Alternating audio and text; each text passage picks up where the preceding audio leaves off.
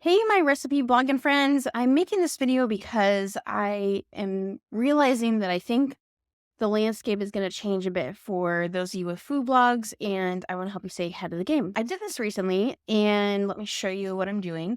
So, I have a lot of food, like dietary needs and food restrictions and stuff like that because I have type 2 diabetes and I'm gluten intolerant. And so, it's incredibly hard to find what I'm looking for. And in the past, I would have to go through so many different blogs, so many different cookbooks to find what I was looking for. And I know that's good for you all because a lot of you have ads and stuff like that, which is awesome. But I think with Bard, especially, I think that's going to be shifting a little bit for you. And I want to make sure you have another way to make money when we start to see things shift a bit as far as recipes. So let me show you what I did, and then I'll tell you my idea at the end. So I said I need a type 2 diabetes friendly meal that's high in protein, low in carbs, gluten free. And then I talked about the stuff I don't want. I didn't want asparagus. I don't want Brussels sprouts. I didn't want any kind of sea creature or water creature. And the reason I said sea creature or water creature is because if I just say sea creature, it'll still include salmon, tuna, things like that. And I don't want that. And then I also said it should have at least 500 5-star ratings. Now, normally I would go to Google for this, find the blog, go to the blog post, scroll until I finally find the recipe, and then I would use the recipe. And then I would be like, "Oh, I don't have this, I don't have that." Or I would ask a question like, "Oh, should I do this or should I do it this way? Can I change this out for that?" And I would get stuck. And then I would create something that stunk because I wasn't following the directions because I was subbing stuff based on what we had. The magic of this, though, is that I can ask it to review the recipe and then give me advice based on what's in the blog post. So you can see how this might impact your traffic significantly. So let me show you a few things first. I gave me a few recipes that met the criteria. Keto chicken kebabs with zucchini and peppers. And then I said, can you give me a few more options? So give me more options. You'll see that it gave me the wrong thing, grilled salmon. I had said I didn't want salmon. So it does make mistakes sometimes. And then I wanted something more flavorful, so I asked for that, and then I reminded it no salmon or fish, so it gave me more ideas. You can see it gives the ingredients and the instructions as well. And so we have a lot of things here. Everything that I tried on here has been so good, by the way.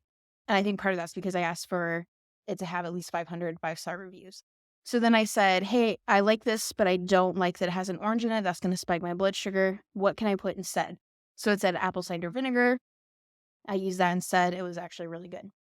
All right, now let me show you what I did today. I can also have it pull up old recipes too. So for example, I said, let me bring it back up. Sorry, 1 second. Okay, so I said, please give me a 5-star recipe. Oh, no, that's not it. We had sides for souvlaki. Another time, I don't even know if I'm saying that. Another time I said, hey, can you pull up the souvlaki recipe again? Let's see. Let's look at pork carnitas tacos you suggested. Please give me instructions and also tell me how to make it in a crock pot. So that's another thing. That recipe, it was for, I think, making it on the stovetop. And I wanted to put it in the crock pot. So I asked how to do that. So it came up with an answer for me. Now, if I go all the way to the bottom, let's see here. I have this one. I asked for a recipe on how to make pita bread. And then I said, does this recipe have at least 55-star reviews? And how many servings does it make? So it told me. And then I said, can you give me a recipe that uses instant yeast instead of active yeast? So it told me how to exchange that out and what to do because I was using instant yeast instead of active. And then I said, what should I cover it with? Because it said to cover it. Let's see. It says make well in the center, which is not something I would have known to do. So I'm glad it told me that. And then it says place a dough in a grease bag, cover it with plastic wrap. So I missed that part. Apparently it said it and I just missed it. I read over it. So I asked what to cover it with. It gave me a few options here and it gave me tips as well. And then I said, can you pull the tzatziki recipe that you gave me before? So that was like right here. I didn't have to go scrolling for it. It just told me immediately what it was. And then the instructions and the tips. And then I also asked for a recipe for popular Greek mocktails. It gave me those. And now at this point, I can either say, okay, please give me the recipe, or I can just click on it, which is what I did here, and it brought it up for me. And then also gave me the instructions down here.